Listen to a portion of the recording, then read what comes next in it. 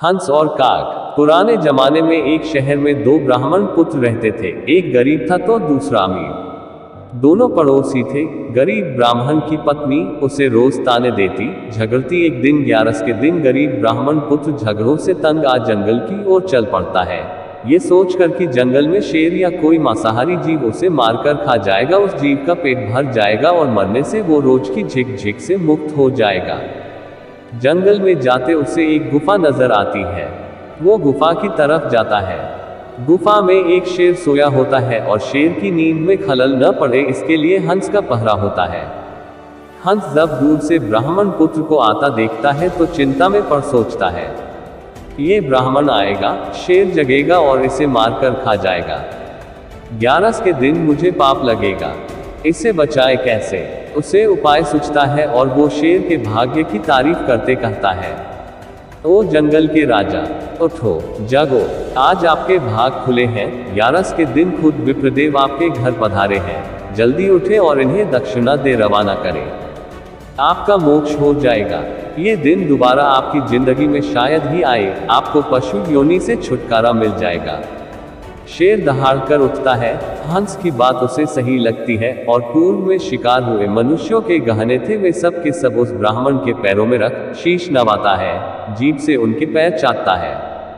हंस ब्राह्मण को इशारा करता है, विप्रदेव ये सब गहने उठाओ और जितना जल्द हो सके वापस अपने घर जाओ। ये सिंह है, कब मन बदल जाए। ब्राह्मण बात समझता है, घर लौट जाता है। डौसी अमीर ब्राह्मण की पत्नी को जब सब पता चलता है तो वो भी अपने पति को जबरदस्ती अगली ग्यारस को जंगल में उसी शेर की गुफा की ओर भेजती है। अब शेर का पहरेदार बदल जाता है। नया पहरेदार होता है कौवा। जैसे कौवे की प्रवृत्ति होती है वो सोचता है, बढ़िया है, ब्राह्मण आया, शेर को जगाऊं। शेर की नींद में खलल पड़ेगी, गुस्साएगा, ब्राह्मण को मारेगा तो कुछ मेरे भी हाथ लगेगा, मेरा पेट भर जाएगा। ये सोच वो काव काव काव चिल्लाता है। शेर गुस्सा हो जगता है।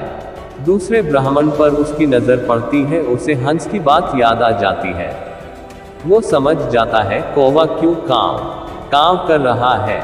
वो अपने पूर्व में हंस के कहने पर किए गए धर्म को खत्म नहीं करना चाहता, पर फिर भी नहीं। शेर होता है जंगल का राजा। वो दहाड़कर ब्राह्मण को कहता है, हंस उड़ सरवर गए और अब काग भय प्रधान थे तो विप्रात हमरे घरे जाओ, मैं किनानी जिजमान।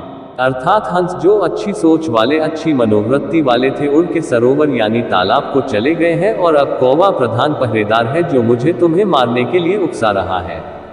मेरी बुद्धि घूमे उससे पहले ही। हे ब्राह्मण, यहां से चले जाओ। शेर किसी का जजमान नहीं हुआ है, वो तो हंस था जिसने मुझ शेर से भी पुण्य करवा दिया।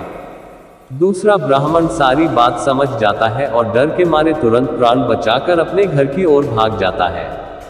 कहने का मतलब है दोस्तों, ये कहानी आज के परिप्रेक्ष्य में भी सटीक बैठती है। हंस और कौवा कोई और नहीं, हमारे ही चरित्र है।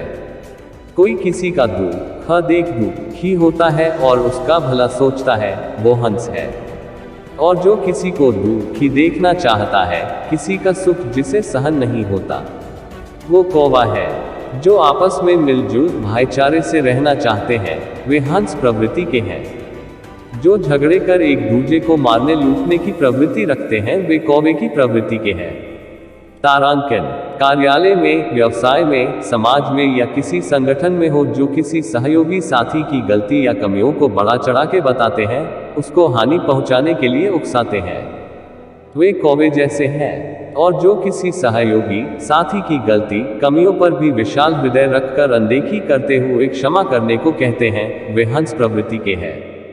अपने आसपास छुपे बैठे कौवान को पहचानो, उनसे दूर रहो। और जो हंस प्रवृत्ति के हैं, उनका साथ करो, सत्संग करो। इसी में आपका व हम सबका कल्याण छुपा है। कहानी अच्छी लगी है तो चैनल को सब्सक्राइब करें, वीडियो को लाइक करें और वीडियो को ज्यादा से ज्यादा शेयर करें। धन्यवाद।